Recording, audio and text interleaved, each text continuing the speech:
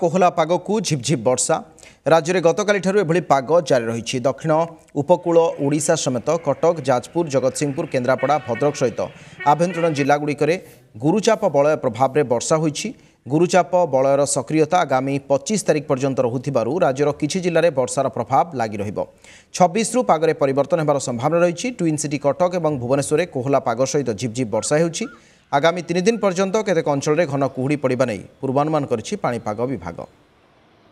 बल सक्रिय रही प्रभाव में जलीय बाष्पपूर्ण वायु क्रमागत भाव राज्य को प्रवेश कर प्रभाव में गत किछि दिन धरी हालुका मध्यम धरण वर्षा रेकर्ड कर अनुमान कर 23 और 24 यार प्रभाव सामान्य अधिक रही। गत केत अंचल वर्षा रही कि 23 और 24 तारिख में अधिक तार सक्रियता वृद्धि हेतु वायु चलाचल में परिवर्तन और प्रभाव में आम उपकूल ओडिशा समेत पाख पार्श्ववर्ती जिला गुड़ी वर्षार मात्रा सामान्य अधिक रही पूर्वानुमान जारी कर सहित किसी अंचल घन कुहुड़ी दृश्यमान होबार संभावना रही।